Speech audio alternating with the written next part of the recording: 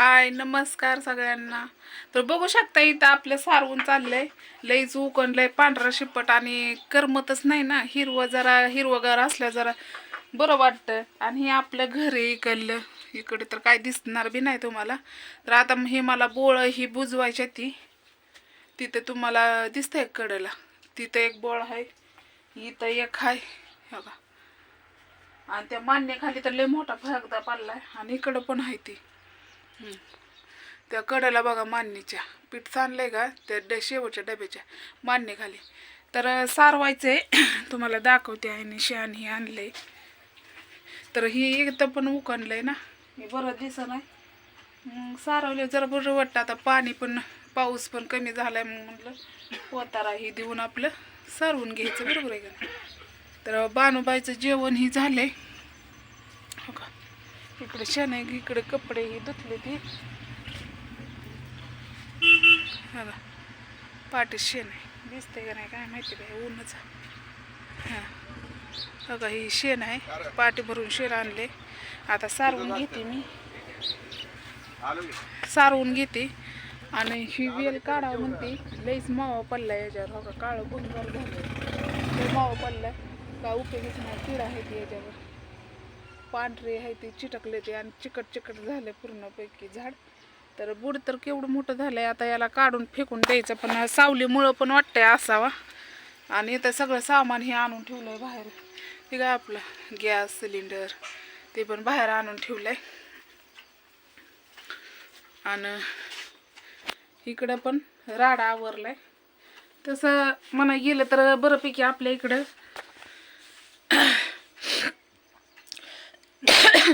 तर दादाने आणले तर मास, आईनं केलं हुलग्याचं कालवण काढान. कारण सर्दीचं लईच सर्द्या आल्यासारखं झालंय. काय त्याने पावशेर का अर्धा किलो मास आणलेत. आता ते मास करायचं, 2-2 कालवण. तसं तर बासकाळ आवडतं खायला. तर बघू शकता प्लॅकिंग मी घरीच केलेली आहे बघा. कधी मनाला आलं तर करते मी, बघू शकताय तुम्ही.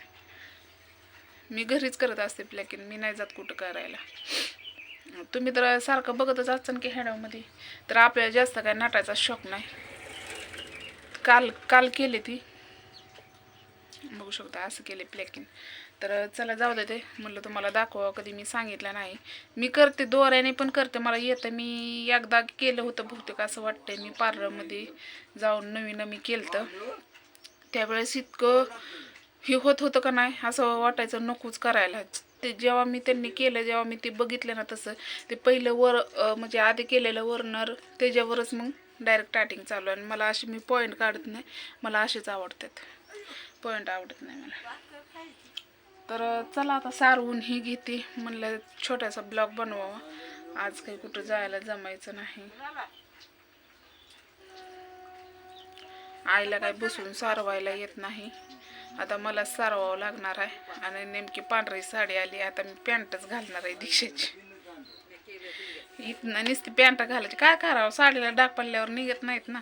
आणि ही साडी तर माझी लय आवडीची आहे, एका ताईनं माझ्यासाठी दिलेली आहे. मला लय आवडते साडी, बघू शकता. आणि जेव्हा कोणचं पण ब्लाऊज हे होतं आहे. तसं आणल्यात मी 3 शिवून आणल्यात आणि 2 साड्यांना पिको मारून आणले. पण ते जेव्हा फाटेल तेव्हा मी ते काढणार आहे. तर आजचा व्हिडिओ कसा वाटला तुम्हाला नक्कीच मला सांगायला विसरू नका. आणि आपल्या ब्लॉगमध्ये तुमच्या सगळ्यांचं पुन्हा एकदा नाही, पहिल्यांदाच स्वागत आहे. मी कधीच म्हणत नाही, कुणाचं तर ऐकून कुणाचं तर बघून ती म्हणते मी. कसं आहे ना, मग आपल्याला जास्त बोलता येत नाही. बरेच असे आपल्याला नावं पण ठेवणारे आहेत, भरपूर असे चांगले भाऊ बहिणी पण आहेत. ज्याला नावं ठेवायचे ते ठेवते. माझी जे भाऊ बहिणी आहेत त्यांना माझी काळजी वाटते, बानूची वाटते. हे असलंच घर आहे, पण याला सजवायचं लय डेकोरेशन करते आमची आई. मग काय तर आता उकणत नाही पण पांढरं शिपट झालंय म्हणून सारवायचं म्हणते. आणि हे रास्तार कसं होतंय, मनात काय पण येतंय, झोप लागत नाही. पडायला नुसतं गवत आहे या भिंतीच्या पडायला. बघितलं असं ते वहिनी राहत होते तिथं किती गवत झालंय न उकरे पण लय झालंय. ते यात नाही एकदा ना निघलं फिगलं झालंय, घडलंय, 2दा घडलंय या. त्यामुळं मग आता ते घुशीचं बिळ घेते मी बुजवून. बुजवलं तर अजून दुसरीकडे निघते ते, पण सारवल्यावर जरा बरं वाटतंय. तर आज मावशी हिची आमची आईला बरं वाटत नाही, तिच्या पोटात पुन्हा एकदा दुखायला लागलं. पण तरी पण देवपूजा ही झाली. पण थांबाव का. तर केसावर भांडेवाला आलाय, घे बघते काहीतरी. तर हे देवावाला असलं नक्कीच लाईक करायला विसरू नका. बाय सगळ्यांना.